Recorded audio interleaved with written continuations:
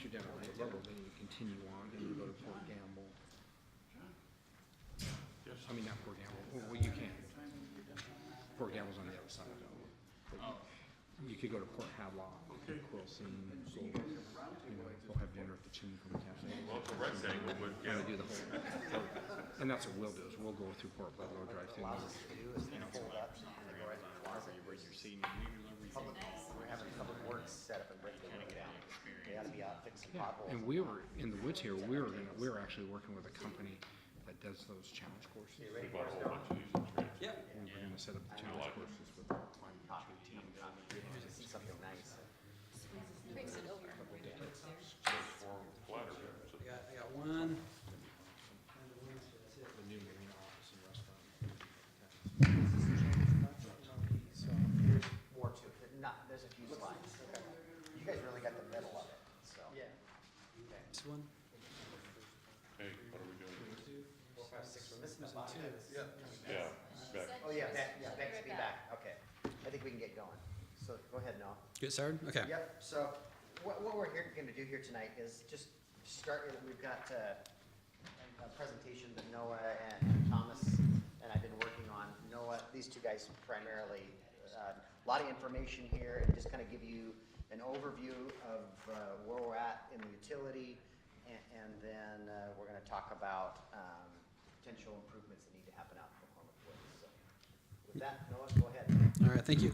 Yeah, so for tonight's presentation, presentation is really tailored for an audience that is hearing this information for the first time. It's intended to lay the foundation and baseline for future discussions, and I try to keep it basic, high-level presentation with enough detail to be meaningful and transparent. Additionally, the goal of the first two parts of the presentation is to reflect on the things that the city has done already in policy and review the current status on the implementation side. All right, oh man, I gotta do this twice.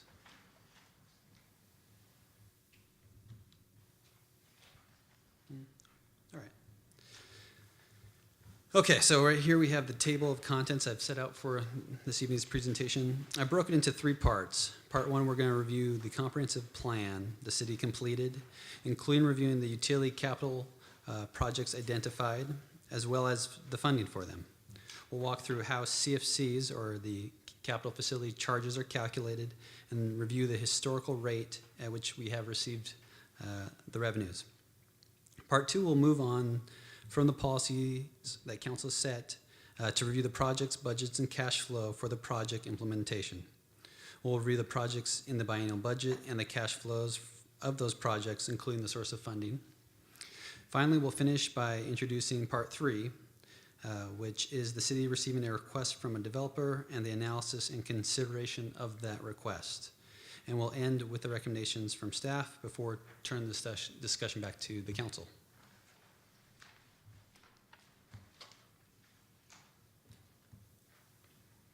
All right. Part 1.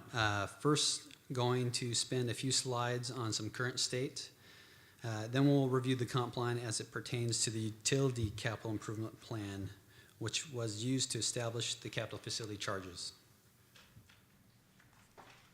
So these are going to be the most wordy 2 slides of the whole presentation. But again, I think they're important to reflect on the current state. This slide is intended to identify what the city has already done and some of the key points in its work.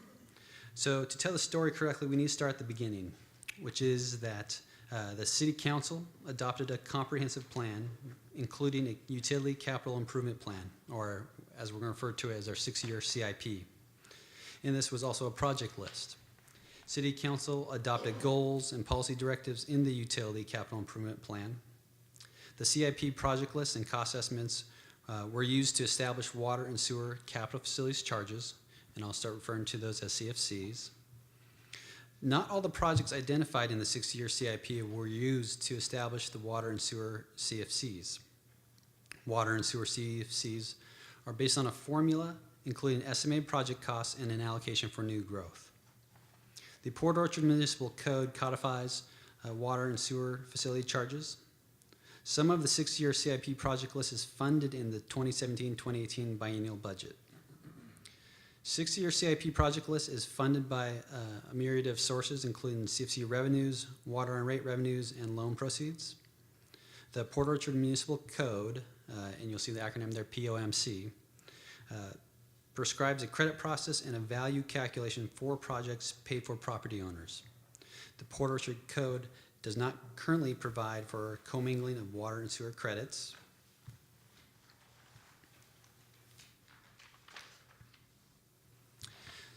The current list of projects in the budget are estimated to be completed by 2019 and funded, again, with the resources of reserve balance, loan proceeds, water and sewer rate revenue, and water and sewer CFC revenue. The remaining projects on the utility CIP list need to be updated and prioritized, and future funding for those projects need to be identified. So moving on, this slide is from table 7.1 of the utility CIP, and this identifies the sewer capital improvement plan. We have identified 5 projects on here and the estimate of probable costs. The next slide is table 7.2, which identifies the water CIP plan. And something the city did in this part, which was a little bit different than what they did in the sewer, is we actually identified how projects are to be funded. And you can see that in the highlighted green box.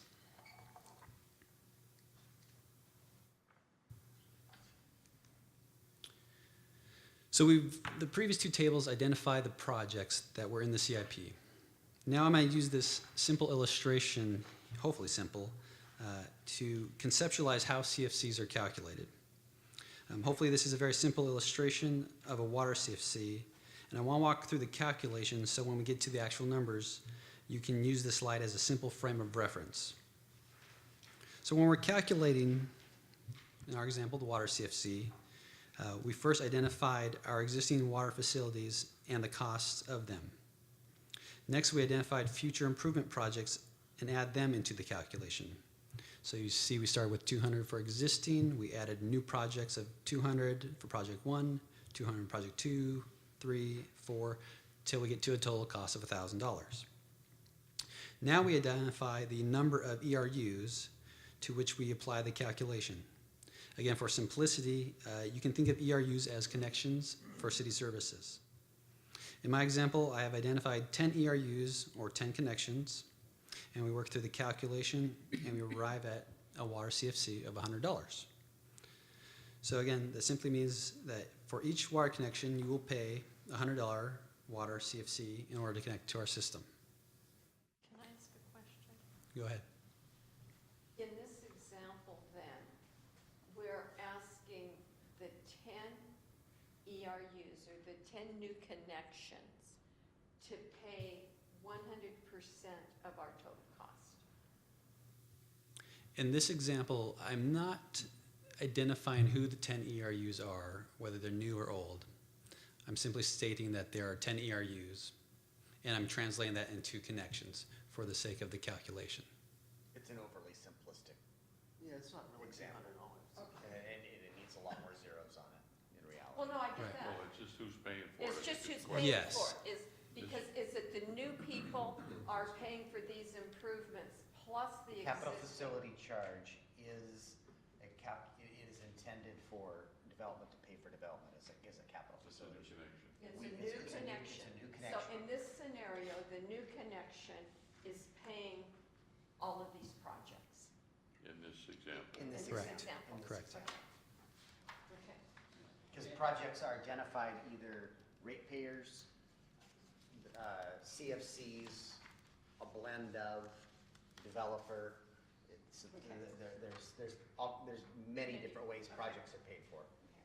Yeah, and again, we were trying to keep this very simple for the illustration.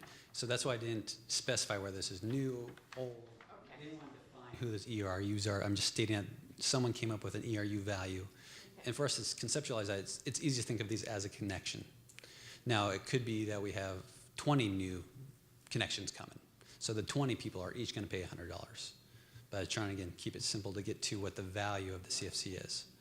This is the body of work that KDI has extended for us for the comprehensive plans about 3 years ago. Started about 3 years ago. Right. So we'll actually take a look at a couple of what our current CFCs are. So again, with that conceptual framework of existing plus new projects divided by number of ERUs, in this first slide we identify the existing sewer facilities that were valued in our calculation.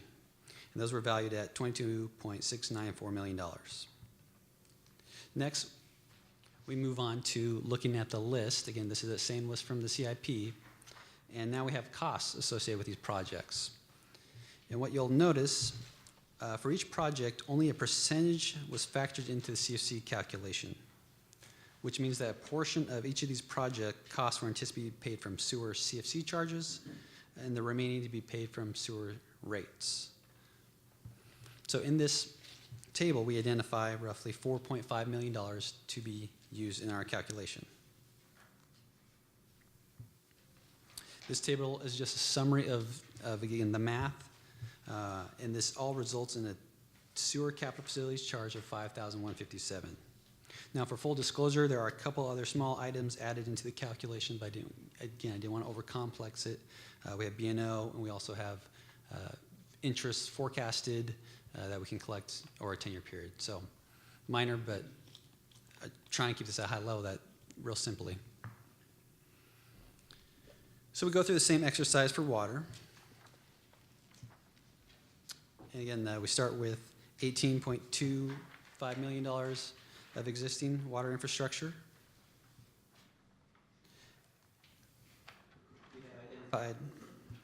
We have identified $12.975 million of water improvements to be included in the CFC calculation. Again, which results in a total CFC calculation of 5,000.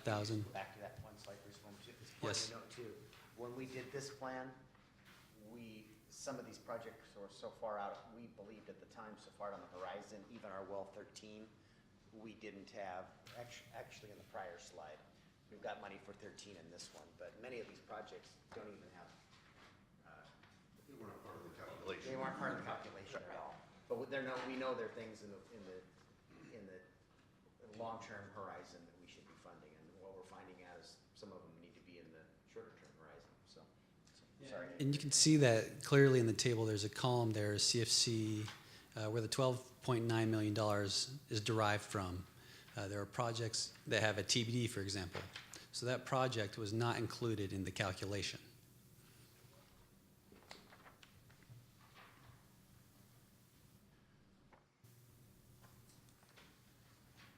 Okay, and that takes us to the total calculation of $5,945. I move on to this table, and then this is just a summary of the sewer CFC calculations, the water CFC calculations, and then council codified that in the code.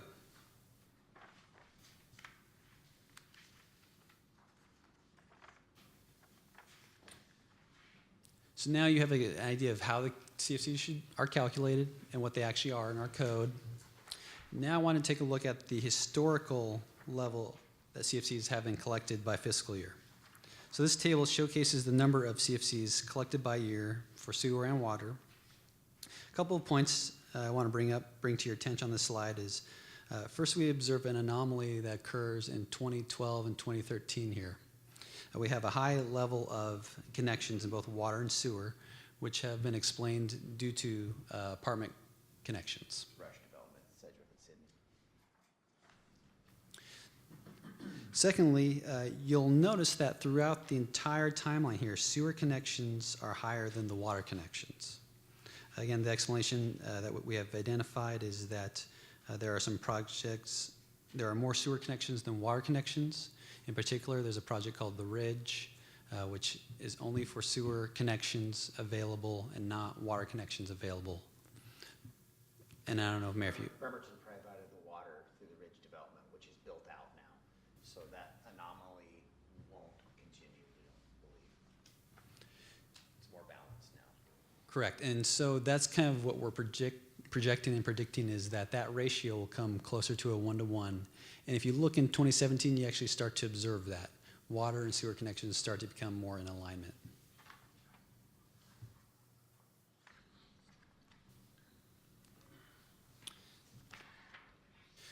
And that concludes part one. Again, in part one, we reviewed the water and sewer capital improvement plan, the estimated costs and values used to calculate what the water CFCs. We completed part one by reviewing the actual history of the CFCs recorded. Now we'll move to part two and focus on projects, budgets, and cash flows.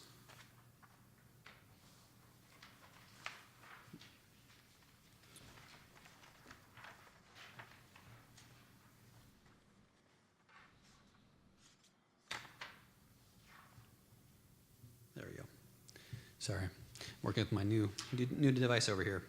So this first slide, again, we're putting back up the table 7.1, 7.2, and in here we're identifying and highlighting the list of CIP projects containing some level of funding in the 2017 and 2018 budget. The next slide simply takes that list, condenses it down, and identifies the dollar amounts that were budgeted for in the 17-18 budget for what we're calling the kind of construction program and the equipment program. The construction program had allocated $8.1 million, with equipment about $110,000, so a total 2017-2018 water sewer capital budget of $8.2 million.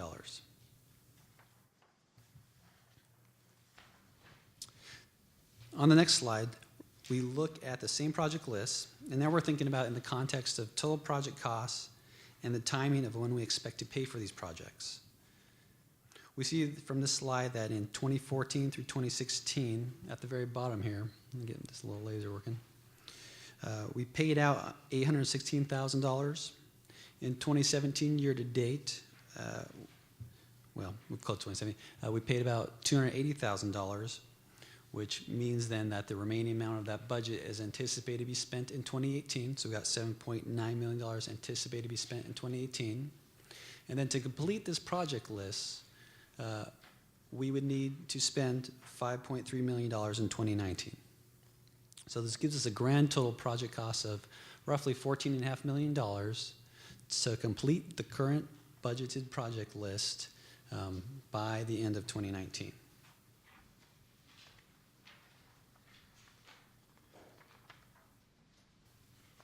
So next we're going to transition and talk about the source of funding.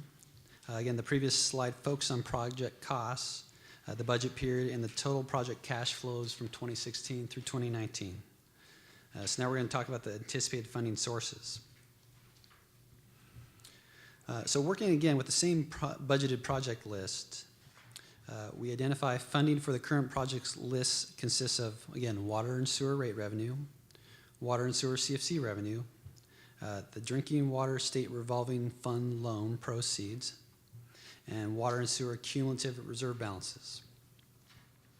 It's important to note that the capital improvement plan and the capital facilities charge studies determine the percentage of funding to come from CFCs versus rates. And then these percentages have been applied to the appropriate projects at the predetermined levels. Now, the reason I make those statements is in hopes that the next slide will make a little more sense when we go into it.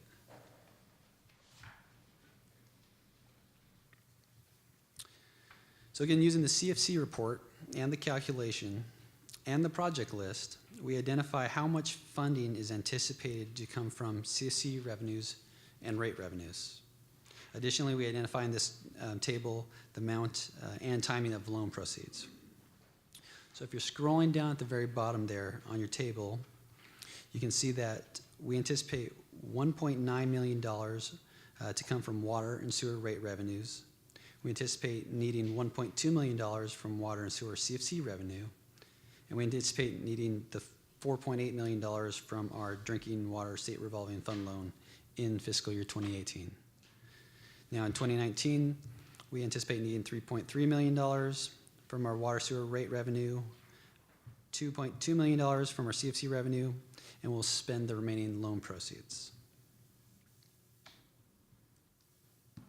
Could you help me understand, this is what we need, or this is what we expect to receive? This is what we need. Okay. That's a good question, and I think hopefully maybe this next slide will help reemphasize that point.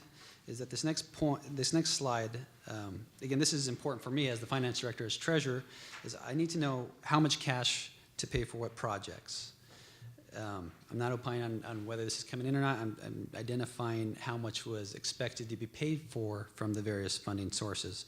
So this again tells me how much cash I need in between the two funds for fiscal year 2018. And this graph, I'm excluding loan proceeds because those will be available from the state when we need those. This is actual cash that we need in these funds.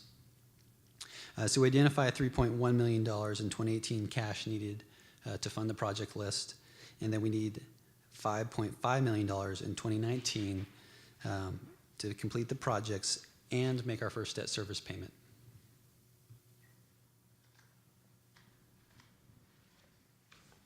Back on page 20, when you listed the need, like in 2019, your total project costs are $5.363 million. How come that doesn't tie to that slide back to 20? Loan proceeds, the difference is the loan proceeds. No, nothing to do with it. So there you go, right there, you just passed it.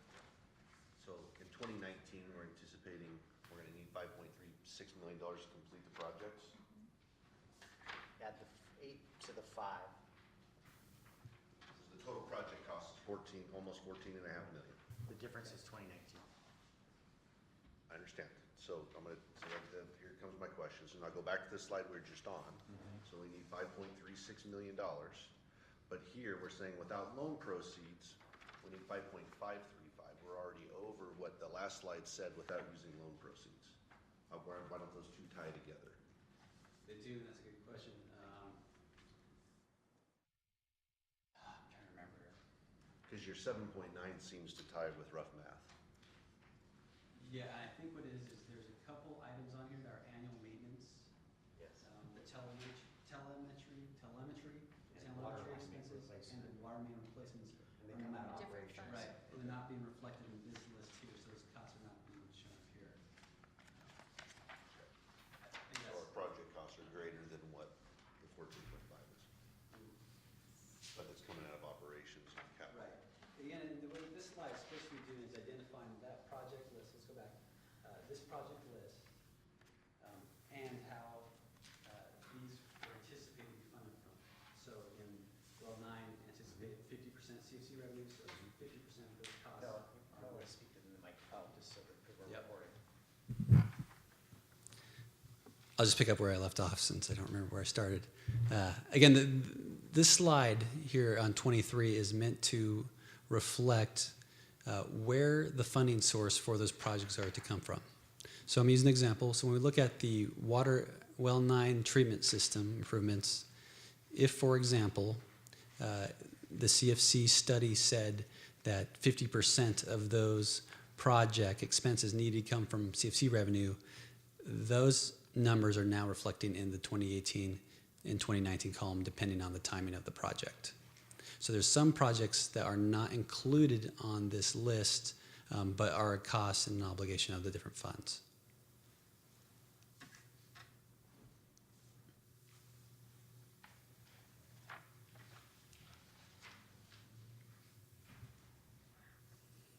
So what we're trying to demonstrate here in this thing is related to the capital projects, so that we have enough cash on hand through the current budget cycle to fund the projects that we've committed to. Yes, so that's a good lead-in for this slide. Again, it's important information that to use the prior slides, and I want to convert into a cash income statement, if you will. So what we see on this slide is that we anticipate, I'm going to start at the beginning of 2018. We anticipate beginning 2018 with $8.6 million of cash in between our 401 and 403 fund. We anticipate spending $3.1 million for these projects, and I even have a value placed in this table of $300,000 for net operating revenue. In this statement, we're saying, hey, we anticipate our operating fund to provide us $300,000 positive.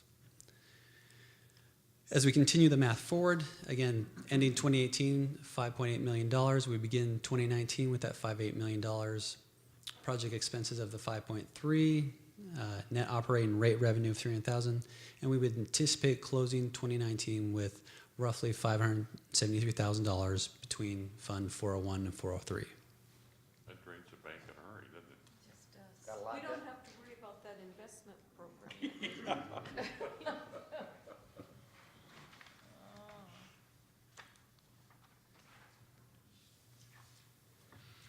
Okay, so we're moving on to this slide, and again, I want to reflect on the last slide a little bit. What we've done now is we've completed the project list from the 2017-2018 budget. And now what we're seeing is the projects we have left remaining on our 6-year CIP. We review the remaining projects on the 6-year CIP, and we find that, unfortunately, these numbers are really close to the numbers we just paid off, but we have approximately $14.5 million worth of projects still to be completed. And some that we still haven't even identified the costs of. Correct. With an ongoing annual maintenance estimate of roughly $705,000, which again reflects that telemetry upgrades on the water side as well as water main replacement, and then an estimate of $355,000 for our debt service.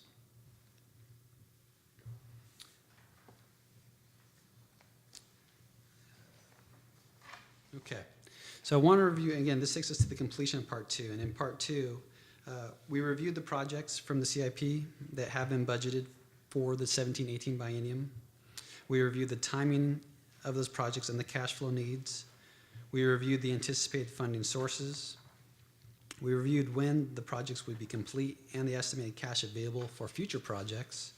And then finally, we identified the projects remaining on the CIP list needing to be prioritized and the funding identified. So we're going to transition onto part 3, and at this point, I'm going to turn it over to Thomas Hunter to talk about part 3.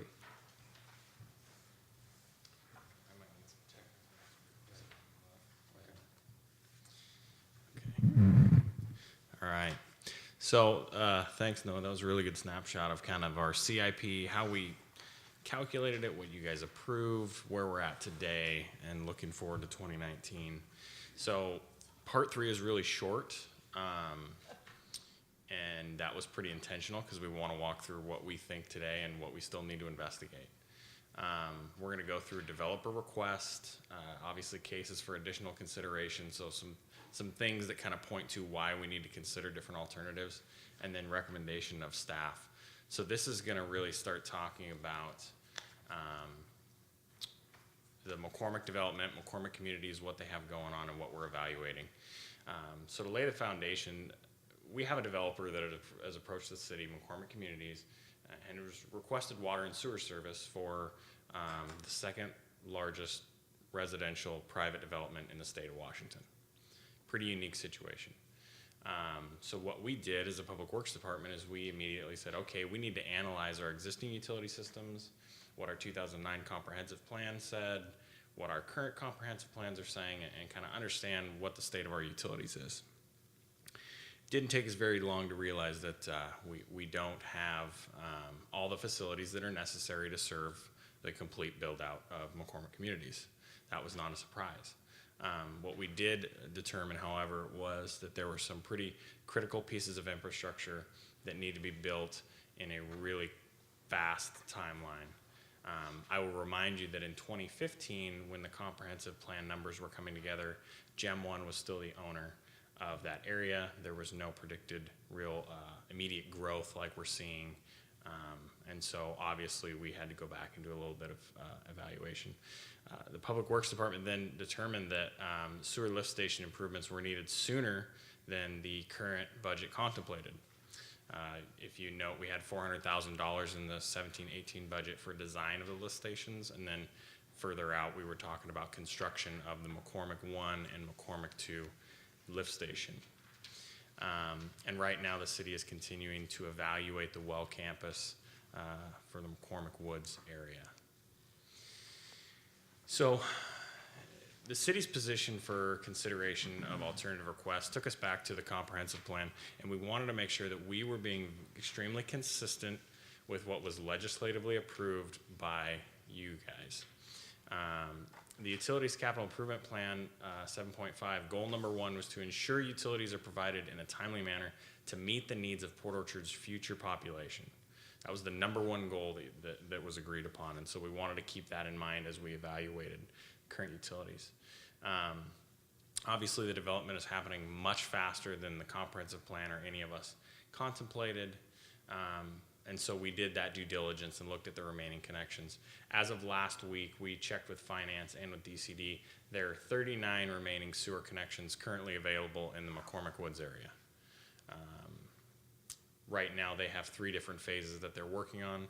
Parcel D is 172 lots, and the next 2 phases are both in the 50 to 80 home range. There are currently 136 water connections available in the McCormick Woods area. Go ahead. You say 39 sewer connections in the McCormick Woods area. Are there sewer connections available in other parts of the city? Plenty. Yes. The Yes. choke points are these 2 lift stations that are in McCormick Is Woods. that after parcel D? No. Okay. That is to date. So obviously, in looking at those 2 numbers, you say, okay, well, sewer's coming up faster than water is. We broke down McCormick Lift Station 1, when it's complete, it adds 700 sewer connections, roughly. McCormick 2 adds about another 2,200. But it's important to note that those are improvements that really have to happen kind of simultaneously, because Pump Station 2 pumps to Pump Station 1. So they kind of go hand in hand, they build on each other. If you were to complete Lift Station 2, there's still only 39 connections available until Lift Station 1 is rebuilt, so extremely time sensitive. And those 2 lift stations, for those that have been on the council a number of years, they're the 2 lift stations that have the corrosive damage to them from the step. And as part of the step conversion process, we knew that we needed to do the step conversion before we built those, because the effluent we were putting into them was eating them up. How many more step conversions do we We're have? about half done, I believe, and there's a noticeable difference. I think even in the odor, you know, years ago, you would drive out of McCormick Woods and you smell the methane that was coming from that lift station. It's rare that you smell much of anything, so it's, you know, we're about halfway done. The other positive to that is the more connections, the more flow, so that isn't sitting, you know, in that system. It's being diluted and flushed out much faster. And so really the next piece is just illustrating this compounding of a timing issue. And I want to be very clear that the main reason that we have an issue is time. For more water connections to become available, the well campus must also be completed. And so even though you might be able to achieve those sewer connections, you still have to have water, and there's only 136 of those currently available. Public Works and the developer have determined that the total infrastructure need is about $16.5 million, 4.5 of which is for the lift stations. The remaining 12 is the water campus.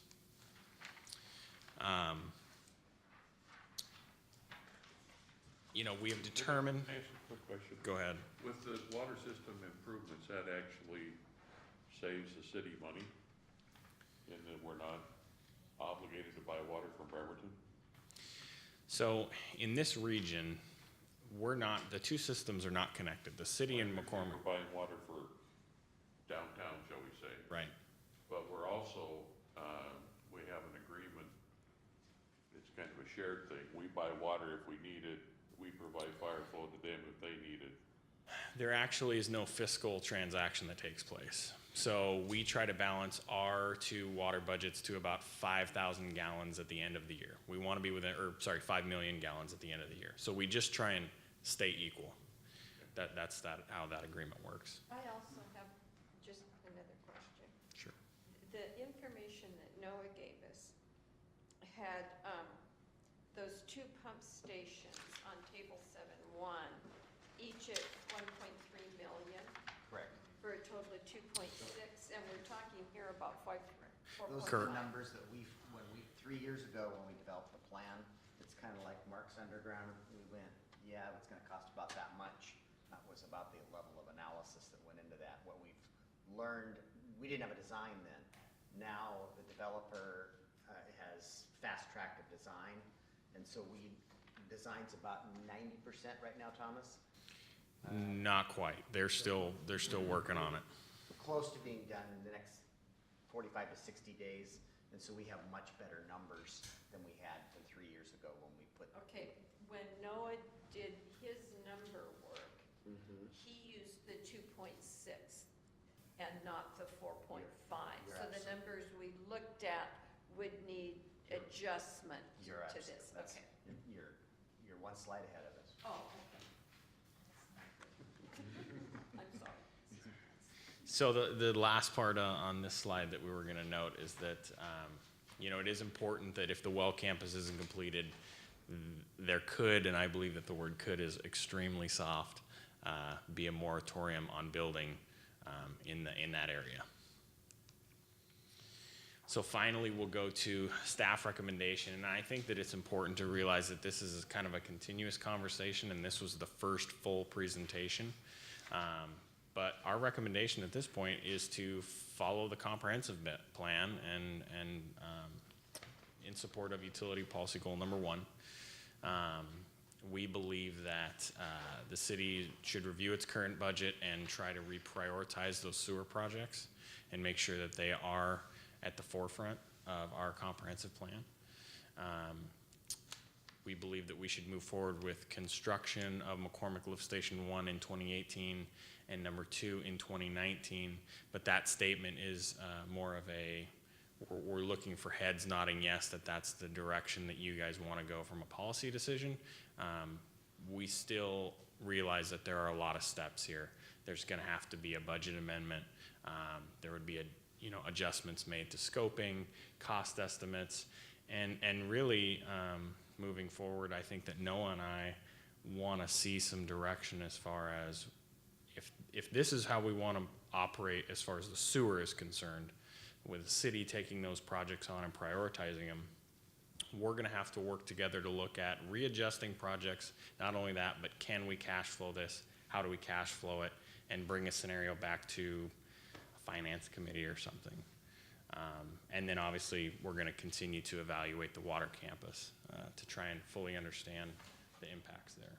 So prior to about 3 weeks ago, we were working through negotiations trying, that most likely involved creating a sub-area and then reevaluating the CFCs in that sub-area and funding these projects. Over the last 3 weeks, Noah and Thomas and I put a lot of hours into the analysis of the sewer utility. We believe it's in our best interest to versus going through all of that work to reprioritize the utility projects, make this particularly this lift station 1 something that we jump on this summer. We've got to be in construction up this summer. If we don't, you can see that we have 39 utility connections. There's more lots already cleared, ready for houses out there than that currently. We still have some analysis we have to do to make sure that we can cash flow that. Or, like as Thomas says, require budget amendments. As far as the water campus, I mean, we could, one position is we can ask the developer to pay for it. That's one end of the spectrum, and the other end of the spectrum is we're entering into some sort of an agreement where we're doing the body of work that we were looking at holistically for sewer and water, most likely just on the water because we stepped forward and did the sewer improvements. The reason the developer was willing to, they've done most of this design. It would have taken us, we had the design in our budget this year. Between our procurement processes to hire the engineer, then do the design work, they just went out and hired an engineer. So and I've had conversation with them, they most likely are going to gift us that design that we were gonna pay $400,000 for, and we will be able to, other than our procurement process, we're gonna do the same inspections, whether they're building it or we're building it. It's just, we're gonna go through a process to award a contract, and then instead of entering into some sort of a credit arrangement on those CFCs to pay them back, we're gonna keep those connection fees at $4,000, $4,100 a piece, I think it is, and, Was there any consideration, they obviously were able to do the design faster less expensive than we would be able to do. I'm guessing that they could probably do the capital improvements faster and less expensive than we could do, and then we reimburse them. Which is in essence, we reimburse them via the charges that we would be collecting. It's been problematic to come to an agreement. But, you know, That was the original approach, right? that was the original approach. That's where we were. We're not, we don't believe we can. It's still determined whether we can there's some sort of a development agreement that's put in place, and it's most likely, our current code allows for a credit model, and where we would give them credit back, and so we firmly believe in looking at this, that we can handle these projects. We're gonna push some stuff back that aren't as critical as these, and we think it's better that we move forward on these. They fast-tracked this, that basically, they've taken a year and a half out of the process by designing this thing for us, that we go out to bid for. The projects that we're gonna push back, And what's our current policy, number one? What's our current utility policy goal, number one, that this is going to move ahead? Well, everywhere else in the city, we have capacity and connections. Right now, the project, from a procurement standpoint, that we're augmenting is, we have a well that's tied up in the capital budget that's not moving forward. From a construction management standpoint, what we're most likely going to do is we're going to contract with a construction management company. So we really aren't gonna, other than procuring that contract, we aren't gonna have any more obligation than we would if they were building it. Because we would be requiring the same type of construction management, and our guys are still gonna be inspecting it, where if they're building it, we have to inspect it and accept it. If we're building it, we're inspecting it. I was mainly interested in making sure that the rest of the city doesn't suffer by us focusing our attention on this, which it sounds like it's not gonna happen. Well, once the capital budget gets approved, assuming that it gets approved, we'll just hire the Yeah. management and get That'll On our- follow this project versus be in at front of least this for the water project. systems, okay. Yeah. Right, on the sewer side, that table, because I looked in the comprehensive plan today, and we would be doing the two McCormick with lift stations, whatever they're called. pump In stations. 18 and 19 versus 19 and 20. Right. But the one that's still out there is the Marina pump station, but it seems to me that there was also a Bay Street pump station of 1.1 million, and that would also be done in 18-19. It's, Are we putting those on hold? Or no, are we to doing be- this concurrently? We're doing them all at the same time? To be clear on the Bay Street, that's actually, there's two different projects. One of them was $60,000 just to replace the pumps that are problematic down in the dry well. The other 1.1 or 1.4, whatever it is, that's a future full station rebuild. well, You're right, it's in the plan. And that's, but what I'm saying is this table 7.1 that's on page 18 shows the 7.7 sewer that we're doing. And when we come back to page 26, that's the us. two McCormicks are gone and the Bay Street pump station is gone. The Marina pump station is there. Yes.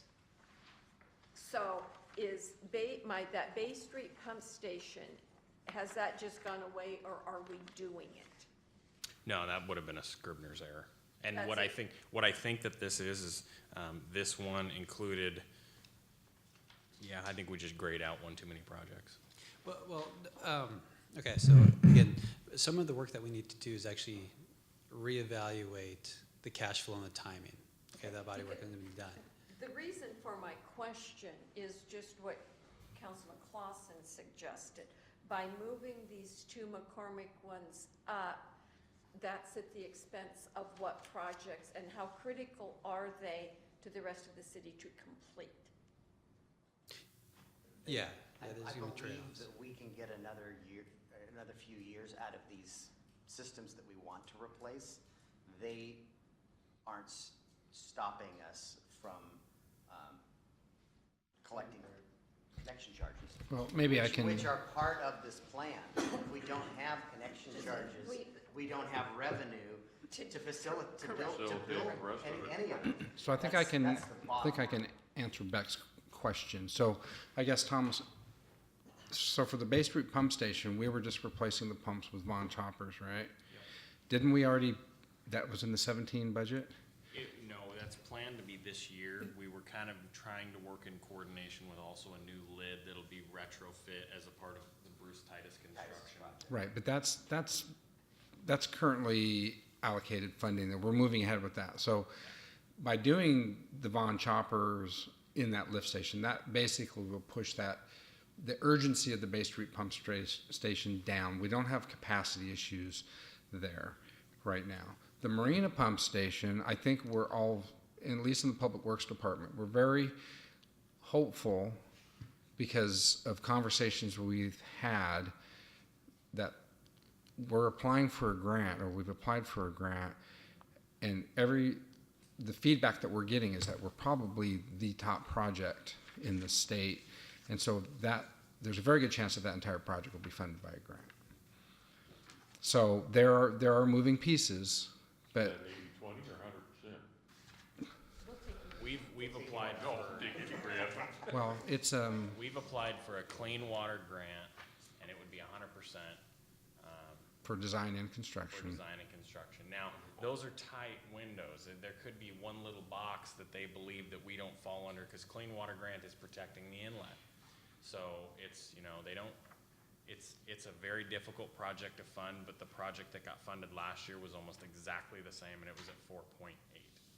So we feel competitive, we've been told that we're competitive, we're hopeful. Right. So there's Well, the Marina pump station is really critical in the system. I mean, that's a very key. Everything goes to it, yeah. Yeah. But it doesn't have capacity issues that we have.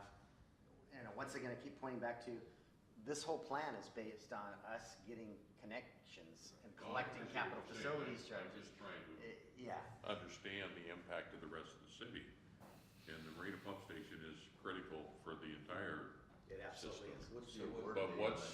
But what needs to be improved to that pump station? I mean, do we need To the marina, Yeah, it's a full rebuild.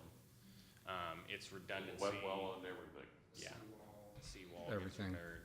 To answer your question, it's probably the end of February that we'll find out. Oh, really, the grant? Could be March. Very soon. And if we were to get an award, we would have to be to construction in 18. So they want to see that money spent. Great. There's strings that come with 100% funding. So there's just, Oh, that's, as you can see, on Why slide, not? We got nothing else to do. on 29, there's a sense of, the developer's been, saying there's a sense of urgency. Now that we've done the math, we understand the sense of urgency, because our plan is also built on these connections. So we believe we can, shift some projects around and come forward with a plan to build these pump stations and take care of the immediate crisis. But the Well, that's water on the sewer campus, side, yeah. that only solves the sewer side. We've got, their projection is 100 houses a year. You can see our math, it's about half. We've historically been seeing about half of that. So there's no more than 2 to 3 years worth of water connections remaining. So we've got to, On the historical timeline. on the historical timeline, and yeah. we would expect that to accelerate. It's a question, what's our risk? Well- Because we're, originally, if I heard it right, we were looking at, they were doing some, the work up front. or That's funding it. up front. That's what that's what we need to continue to work on. And however, unless we want to, play chicken with them and say, okay, well, fine, okay, our plan was we'd get to, realize, build these projects. I have to assume that we would, when we get all these projects done, we're going to look at our capital plan. We know we had another $14 million in projects coming, and that we're going to have to reanalyze the CFCs, okay? I think 2 years from now, we're going to have to reanalyze the sewer CFCs, which is the capital for charges that new connection pays when somebody moves into the community. I believe we're gonna have to reanalyze the water CFCs much sooner than that and come to some sort of an agreement. Just that because of the benefit- capital needs is much Because the greater. capital needs are much neater on the water side than we anticipated. And could potentially be, and what I don't wanna do is negotiate here. I wanna negotiate with our attorney and the developer, but I believe we're gonna be back to talk about this on the water side. And I think we've got a solution that we can move forward and not involve a development agreement. It's not a development agreement, it's a water sewer agreement. But, yeah, because my question was, you know, you look at, was it 700 for Station 1, Mhm. 2,200 for Station 2, but that's dependent upon them actually being able to sell for the connections, and that's pretty aggressive. You know, But those were sewer stations we were gonna rebuild anyway. We weren't planning on doing it until 2019. Well, there's a potential additional benefit, and correct me if I'm wrong, on the water system improvements. And essentially, when this campus is done, we've got a supply that hopefully at some point in the future, we're gonna tie these two systems together. Correct. So the supply, the excess supply, assuming that doesn't develop, will help support the rest of the city once these interties are made. And that will definitely get us off of buying water to Bremerton. Well, we have 2 deep aquifer wells, potentially, we have 13 that Yeah, we're gonna we've got bring the one online, that's and gonna be we've got bringing on. 12, this potential campus for 12. Right now, our fallback position, and it was $500,000 this year from the downtown system, we bought water from Bremerton. Yeah. We need to be redundant, our redundancy needs to be on ourselves between these two systems when they're intertied. Do we have, and I won't pretend that I even know what I'm asking, but do we have the water rights to build well 12 and 13? Yeah, so. We've actually obtained the preliminary permits to drill. The city of Port Orchard, annual withdrawal is around 1,000 acre feet. We're permittable up to 3,500 acre feet. So our forefathers did us some very good favors and got water rights early on. So they're primary, they're senior water rights. We don't have to worry about adjudication or anybody trying to take them. They're protected by the municipal law, so. My other comment that I just want to make is as we talk about this, and if we do those 2 sewer things, those lift stations or whatever, and one provides 700 ERUs and one provides 2,200, that equates to people living there. So water and sewer are not our only 2 infrastructure needs as we see that population grow. So I want us to keep that in mind, that these are not our only infrastructure expenses. And the other primary one is going to be transportation and getting the roads up to I was speed. just gonna add that we have the CFC charge for transportation now. Right, We have So traffic as impact those fees. additional houses come on, we have traffic impact fees. It's gonna help us with that. yeah. Where historically we didn't. So Right. we're in a much better place than we were, 4 years ago. Right, We wouldn't have had that tool in our toolbox. transportation, we're following the McCormick Urban Village Transportation Plan for 2000 that we inherited from the county. That's why we're moving ahead currently with the Anderson Hill, Old Clifton Roundabout. That's one of the 6 projects identified. The Campus Parkway intersection is identified. Figley Road already got moved, but the intersection improvements at Figley and Clifton are on that list. And probably one of the biggest projects that's going to be moving forward, paid by developer, will be in that area will be the Tremont interchange at 16. So. And again, working collaboratively with our neighbors, Anderson Hill is going to need some work, and that's between the county and the city of Bremerton, I think. But there's going to be some other stuff. So we don't want to focus just on water and sewer. We need to think more globally as this develops out. Totally agree with you, but just stepping back from it, how many homes do you think have been built in the village? Are we approaching 2,000 homes between the ridge and? What I kind of call McCormick proper, McCormick West, and McCormick North, those three areas. For sewer, that's the number we use because we serve all the sewer. They're looking at almost 4,000. So. No, but right now, what is there today already? Oh, there's 1,400 in the ridge, or including the ridge, there's 1,400. There's 827 in McCormick proper. Right, so total of 1,400 between the two. And so it's pretty rare right now to see Old Clifton Road ever have a traffic problem. I mean, I could see you almost put twice as many cars out there, and I don't know if you'd still have a major traffic problem. No, it's just intersections. The issue, the level of service issue is at the interchange, which that's part of our SR16 study. And that's already been identified as a mitigation requirement for that project in Bremerton that is coming in off of the ridge. So that's already kind of on the radar to be addressed. So Thomas is really working from the public works perspective on the water sewer aspects of it. I'm taking the lead on the transportation aspects. Remember, this is an area that was planned for and zoned by the county, you know, as a ULID, and we annexed it and, you know, accepted those responsibilities in those development agreements. So, you know, what I guess I'm looking for here tonight is you know, you guys want me to bring back, you know, we're gonna reprioritize the list, confirm that we've got the capital to do and can perform this work, get going on this sewer stuff, so that we can remove this potential roadblock, and we still have a lot of work to do and figuring out, you know, how we're gonna facilitate a water agreement or and I, the water for can. one, am fine with what you're doing. I think this is the smart thing to do. Devil's in the details. This whole county is growing, Yeah. and it's good that we're planning appropriately for it, so I'm for it.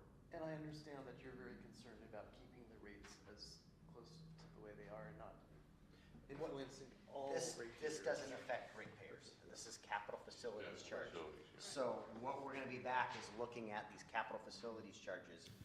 I think right after we've got a $14 million list of projects we're gonna get in the next 2 years.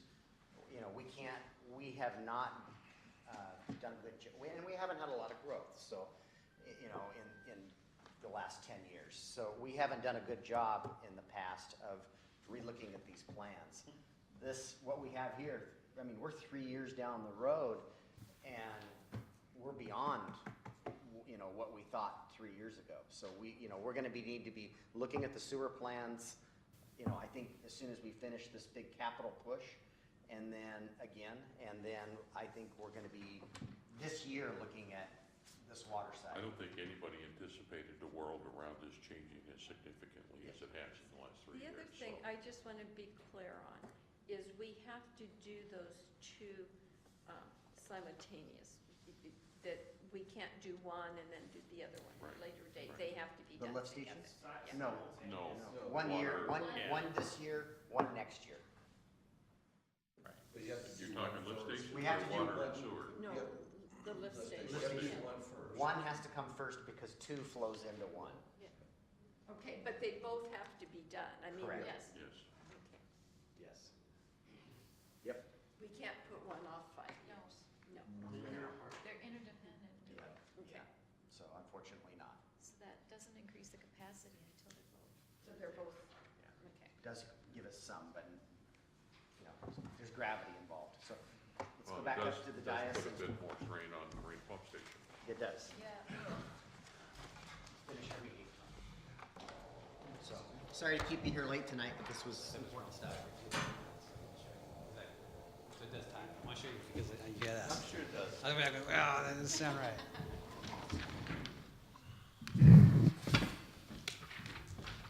For the sake of time, I don't know that we've had any council committee meetings at all.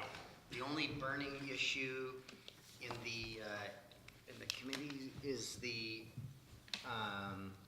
land use committee needs to have a meeting next Wednesday, and whether or not you're gonna do your committee assignments next Tuesday. Can folks be flexible if you're gonna end up on that committee, or the folks that are the current committee members? Couldn't we make it effective 2 days later? We could, we just want to make sure that somebody's going to be able to sit at that meeting on Wednesday, the next day, and is planning for that meeting, because the design guidelines. No, what I'm saying is if the current committee can meet on Wednesday, go ahead and set the meeting. With the new committee assignments, you could make those effective Thursday. You're a genius, thank you. I was hoping you'd say that. Love a problem solver. Okay, so so the current committee for land use will meet on Wednesday? That's what I'm hearing? The 17th at DCD? At DCD at 7:30 in the morning? So the current members can make that meeting? And Yes. That was the ask. Yes. utilities is on the 22nd, so we'll do the same thing. We'll, Okay. Yeah, so the current utility committee meeting will meet, so how about for this month? Regardless of whatever happens on We just keep it. Tuesday this month, we'll maintain the status quo, and you'll fill in, yes, for Clancy. Yeah. for Councilmember Donlin. All right, and after that, mayor's report, just quick. You're gonna do your committee assignments next week, but there are some regional committees that I hope, and I think we've got some ideas here. PSRC has an economic development board, and we have an other small cities alternate, and that's over in Seattle. And it's an alternate position, and I've asked Sean if he would consider being that representative, and so we need to submit, Beck and I will submit his name to KRCC, which makes that appointment. And then we have a PSRC Trans-Paul, other small city alternate. Is there an opening there too? There is an opening there. We would anticipate it would be filled by Bainbridge Island. Island, okay. And then we have a KRCC Plan Paul, which is a new committee that I believe I'm going to start attending, but I was hoping that Councilmember Diener would be a city representative of that. So if you could consider, I think I talked to you about Yeah. previously. Yeah, I'm still considering that. I've obviously got some other employment considerations there. But my understanding from Mr. Jim Bolger, who attended recently, was that they were looking at blending Trans-Paul and Plan-Paul together. No, No, okay. no, that is, Trans-Paul and Plan-Paul are two separate committees. They will meet the same day back to back. Because there are some people, the mayors will probably sit on both. And Okay. I sit on Trans-Paul for the city of Port Orchard. I'm not anxious to also sit on Plan-Paul. I think there are other members such as yourself who would do a better service for the city. So if you could And think they're about only that in the meeting- next week and I come back. planted the seed. Yeah, and then, if Scott's not willing to do us, then somebody else is gonna need to step up, but with Scott's background and as the chair, current chair, and possibly a member of our land use committee, I think he's a logical choice, so that's the ask. Okay. All right, and you can say no, but we hope not. But don't. Not too. But don't. So, all right. I don't know if you're aware, I am sure you're not. We've, NOAA's modernized our IT help, IT department and how they get help. And so we've created this help this desk ticket system, which is working very well. And Thomas has just recently, I guess how it's previously worked, somebody caught Mark or Thomas or I in the hallway and said, hey, the carpet needs to be cleaned over here, or this light bulb's burned out. So now we've got a help desk for ticket system for the public works, so we can prioritize those public works needs. And also, it's a component of this is just tracking the volume of activity we're doing and the things that we're doing. So we also deployed new handheld water meter reading equipment here in the last week. Did they use them this week? Yeah, and they were pretty, a lot fancier than 15 years ago when I remember using them. So I'm happy to report on that. You guys have put that in the budget. And then I just wanted you to hear it here and not see the sign. This is a legally permissible business. So we permitted a intimate photography and lingerie sales downtown here in the last week. So just wanted you to hear it here and not. Where? I think We'll have to where go. the pole dancing place Okay. was. West Bay area? No, right downtown, just before the movie, just past the movie theater, I think. Just before. Over by where Sugar Daddies used to be? Yeah, down farther. So Bistro? before the bistro, that building just It's in the before. same building as the bistro? No, No. they're expanding in the bistro in the real estate business. It's the building before that. So anyway, and just I've had a couple of citizens approach me about single-use plastic bags, and some communities are banning them. And how would we feel about having? I think I would need to invite potentially the retailers to a discussion. But is this an appropriate topic for a town hall meeting? Yes. Would For we a want to? town hall meeting, but Yeah. Okay. timing. All right. So I'm going to. Have any of the other regional cities? Bainbridge Island has. Well, Seattle has. I think Tacoma has. And so. say not immediately. Not There's immediate too cities. many other things going on. Okay. I would put that off. Yeah. Okay, so maybe later in the year, would you? Yeah. I had someone that said that they were going to start gathering some signatures on a petition just to show that there's the desire out in the community for the council to do something. But I said I'd bring it forward and make you aware that I've had a couple of inquiries, and we carry the right, the reusable bags in our car. I don't always remember to take them out of the trunk. I already had a couple ask about this, Have you? and a lot of it has to do with the fact that we're a water community. Yeah. And so I would probably ask that we not put it off too long. Okay. All right. And Well, I would, if you have an opportunity to talk with that person, one thing that would be valuable in a survey or a petition, is to make sure that we know where the people that are signing it live. I shared that Because same way sentiment. too often we get petitions of people that are here visiting from Seattle. Water. Yeah. It's not from here. Yes. I think it's a good discussion item. I can't imagine how we would work it with our borders with the county being so overlapping. I mean, let's say we ban them, for example, then they go across the street and they can use them at a county store. That would be a competitive disadvantage, but I don't think we're at that stage. Well, and also given that most of the shopping is done out of our city, and so here we ban something, but the majority of the Not only shopping is. that, though, it's the retailers can't hand them out. They're not Right. available in retailers in the city. Right. They'd have to do paper, recyclable. Paper, or you bring your own bags. So basically, we're saddling our smaller businesses with a burden. That's what we want to hear from. We're still Discussion. shopping That's the in other. discussion. The discussion. Yeah. So I'm just bringing, something forward that somebody asked me to, so you'd be aware of it. So with that, that's the end of my mayor's report. Department heads. Yes, so along with kicking off our 2018 annual contracts like backflowing, sewer TV cleaning, things like that, we've got 3 major projects. Well 9, we'll be going to add, I think, January to get that water treatment finalized. McCormick Village Phase 2, I think we're going to be going to add, I'm thinking, in February.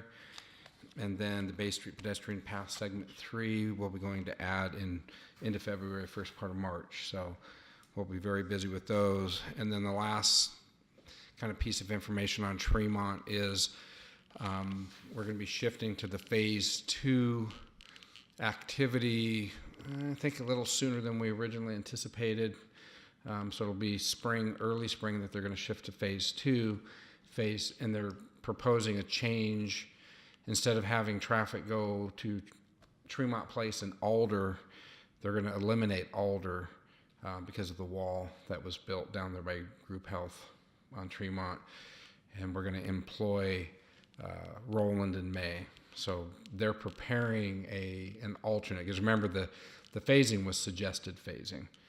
and they have the ability to come up with their own traffic control plan. So we're anticipating either this week or first part of next week what they're proposing for the phase 2, which will be implemented for about a year once it's in place. So as soon as we get the phase 2 reviewed and approved, which a part of it is that our CACM construction administration team meets with all the neighborhoods, that's part of one of their jobs, that we'll get that new phase 2 route up on our Tremont webpage.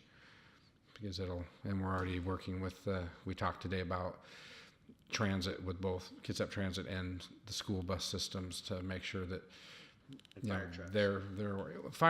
emergency services aren't as big of an issue because they're able to get flagged through the areas. They have sirens and red lights. It's really more of the, it's the transportation that's the bigger issue, maintaining route times and things. So once we get what we know the phase 2 traffic patterns to be, then we're going to be obviously meeting with both transit entities to make sure that, if there are route changes that have to be accommodated or made to accommodate, that'll just have to happen. So that's my report. Okay, thank you.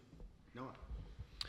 Well, finance is busy closing 2017 and opening 2018. So at this time, we're really busy doing those things with payroll and HR and accounts payable. So lots of activity on the finance side, working to close those things. The one thing I do want to follow up with the finance committee is maybe pulling you guys for another date for a meeting in January. We haven't set one yet, and I think we had some topics we want to come back to. So I'll send out a doodle poll or some type of survey of when dates might work for you guys. Thank you. Nick? Yeah, 2 announcements. First of all, we have a public hearing at the Planning Commission tomorrow night. It's a specially scheduled meeting because of the New Year's holiday, and that is on the architectural design guidelines. I anticipate that they're probably going to deliberate on this into their February meeting, and so I would expect the City Council will have a recommendation on that in early February, and we can take that up and study it at the February work study. So that is on track and should be in place in time for the mixed-use pilot program to launch in April. The other announcement is that our request for proposals for the 640 Bay Street property is closing on Friday. We expect at least one submittal for that for a project, and so we should have information on that for you by the end of the week or early next week, and we'll figure out what our next steps are in terms of reviewing it as a competitive process versus reviewing a singular project depending on what ultimately comes in. Would you be, I know we've got a heavy work study next Tuesday. We have 2 presentations, don't we? Have one from the design standards and one from Bethel and Sedgwick. Is that not correct? Yeah. I wouldn't want to spend too much time on it, but would we want to share any of those concepts that we had, or is that premature? I think we should sit down in the directors meeting and strategize about how to move this forward, because there's going to be various agreements that would need to be prepared, as well as participation in the mixed-use pilot program. So I think we should lay out kind of all of the steps that need to be taken and figure out how to approach this before we take it to council. But I think by the second meeting in January, my thought was maybe just have a presentation on it at the regular meeting. Okay. If All right. we have time. Sorry to keep you waiting, but 2 weeks from today, we'll try to give a presentation on the proposals. Okay. Nick, do you see another meeting by the ad hoc design standards group after the planning commission, or do you see it coming straight to committee or work study? We'll see how it goes tomorrow night and make that decision. I think at a minimum, the final recommendation from the Planning Commission will get sent to the committee to see if there's any additional feedback. Okay. I don't expect them to take the recommendation tomorrow night, but I think what testimony we do receive tomorrow night should go into the final draft that they'll be voting on, and I'll make sure that the design group has an opportunity to look through that. Thank you. Sharon? I have nothing this evening. Brandy? Yes, I have a couple things for you guys. So, first, you guys might have noticed a little pamphlet in your guys' mailbox. This is just something that the clerk's office put together for employees to kind of be aware of what public records requests are and how it may or may not relate to you. So just thought I'd share it with the council and the mayor. Secondly, there's two things that we're going to implement this year as part of the lodging tax for recipients. Is that we're going to be having a meeting in the next week or two for the lodging tax recipients who were awarded funds for 2018 to meet with them and show them the processes that the city goes through for when they seek reimbursement. So just kind of show us how the clerk's office and the finance department reviews the RCWs to determine if it's a reimbursable expense. So we plan on having a meeting with them in the next week or two for that. And then when we open up the lodging tax awards applications for 2019, which will probably be in July, August-ish, we'll have another meeting explaining the process and maybe what the committee expectations are for the application, so applicants who apply can understand what the committee's looking for. So we'll open up those two new processes this year, and hopefully it'll help streamline some of the reimbursement expenses and or answer questions to people who may want to apply that haven't in the past. So that's one process that we're doing. The other thing is, now that we have a new full council, the last time that we took a photo op was in 2016.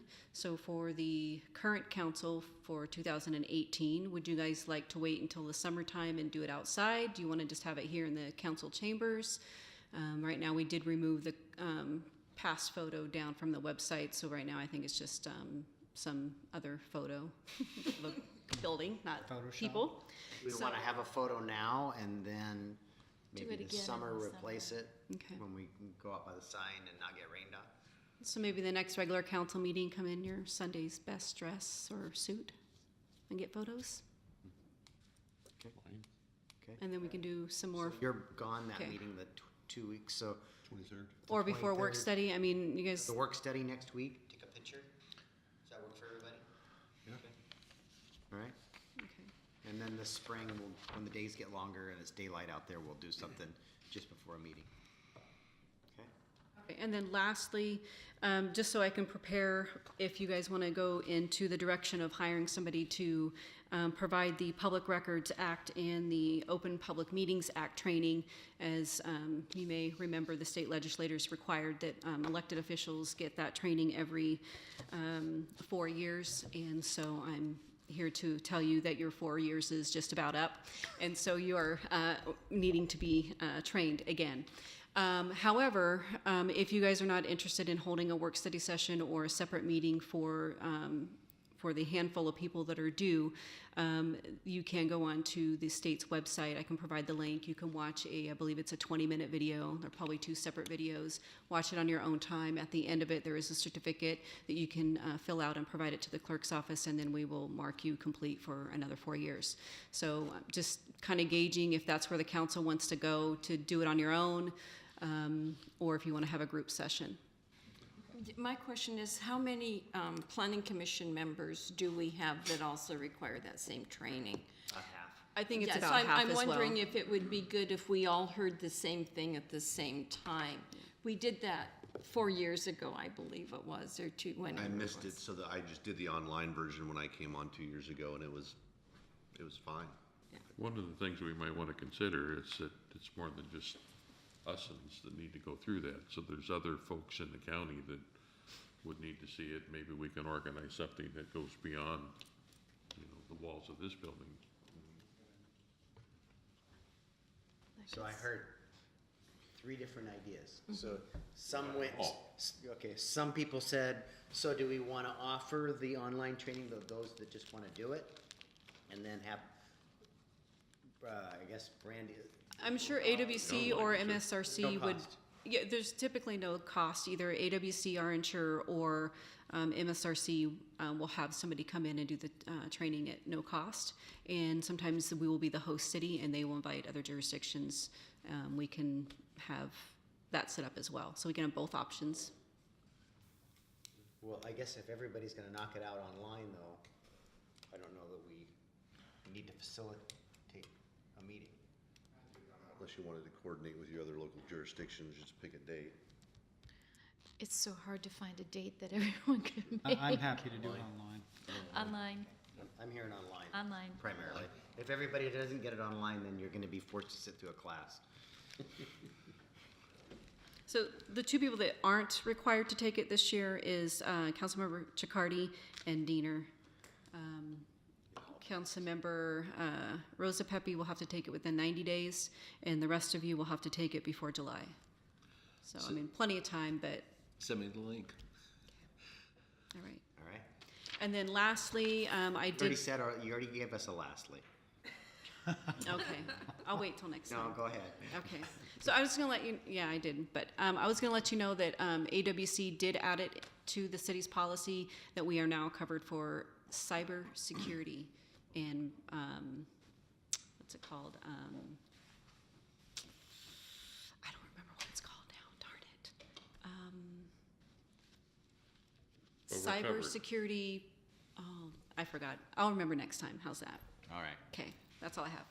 Mr. Hunter, you're here in your best suit, and you're never here on a Tuesday night. So what is going on at Public Works that everybody needs to know about? I'm gonna come up to the microphone. I know there are a couple projects. There's one with some trees. Yeah, You gotta come up to the microphone. We're being recorded, remember? We'll put a timer on it too.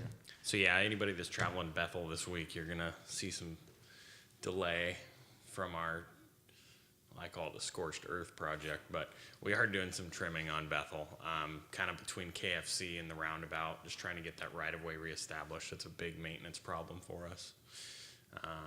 And then other than that, I mean, I think the leadership meeting that we had with Public Works staff was significant. I mean, that was with staff bringing them into the kind of the new millennium with, above the line thinking, being empathetic, being, increasing your emotional intelligence. So, kind of like leadership type training that they've never seen anything like that. And I thought that, Thomas and I had kind of put a program together, and Thomas ultimately put a slideshow together, and I thought that was very well received by staff to truly understand kind of their role in the community. If any of you have listened to the TED Talks and things, the why beneath the why, having intent. So I hope that that's sinking in so that people know that they're not just here to get a paycheck, they're actually here to provide a service to our ratepayers and our citizens. And I just thought that what ultimately was presented, and if anybody wants a copy of that,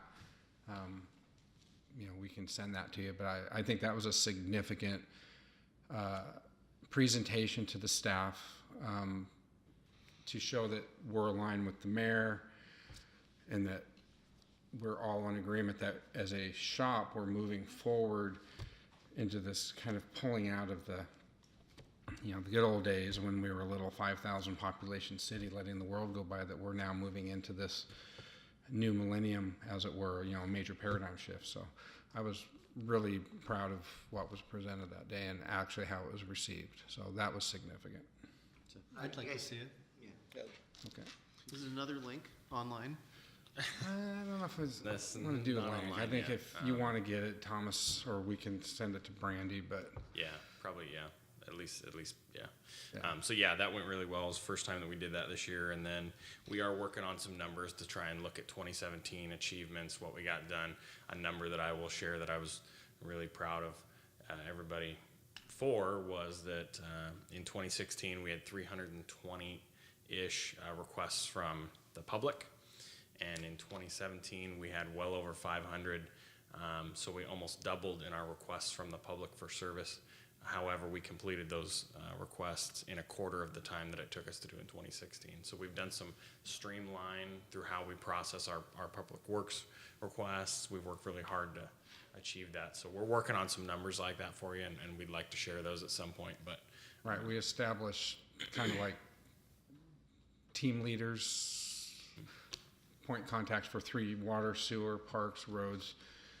And so that instead of coming and having the weekly meeting, I kind of go, here, you do this and you do that. It was like they're key people that now are responsible, and if they can handle, they handle immediately. If they need help, then they work with the foreman to get help. But we find that that's been a much better way to respond to what, you know, they used to be public works complaints. We have the complaint log.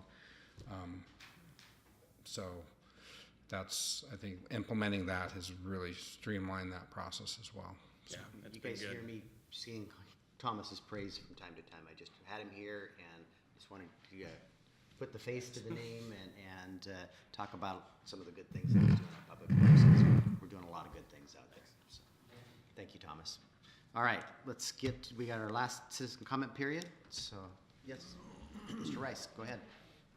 Step forward and identify yourself, even though I happen to know who you are. Yes, my name is Ron Rice. I live at the corner of Sedgwick and Sydney across from the Albertsons. I was just watching you folks go through your wrestling match with how to fund the water and sewer. And I appreciate the construction is not cheap, and I appreciate that the systems have to work.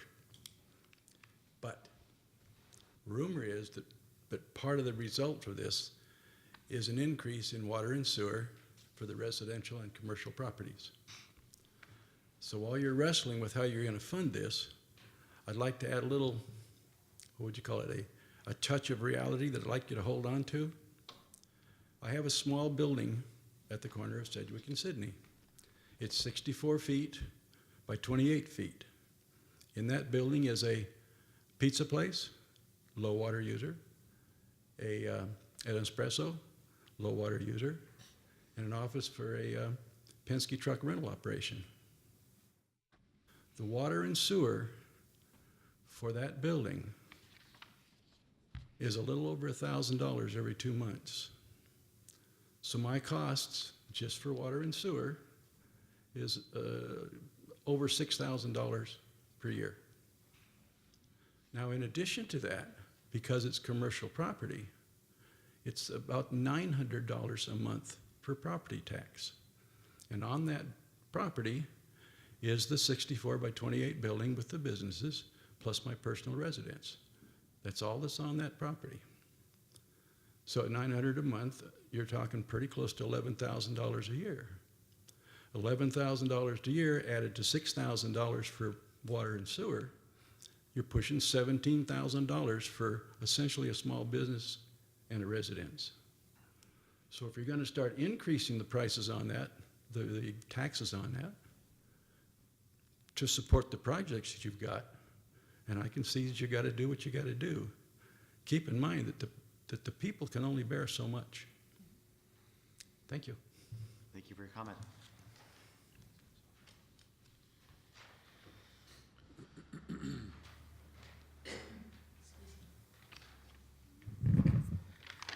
Jerry Herman. I wanted to talk about, there's a lot of things that are going through your committees. And then when it comes to presentation during the city council meetings, there's usually very little discussion. And so those of us out here, myself, because I'm usually the only one here, excuse me, you don't know what the people are voting on. It's like tonight on this waste management plan.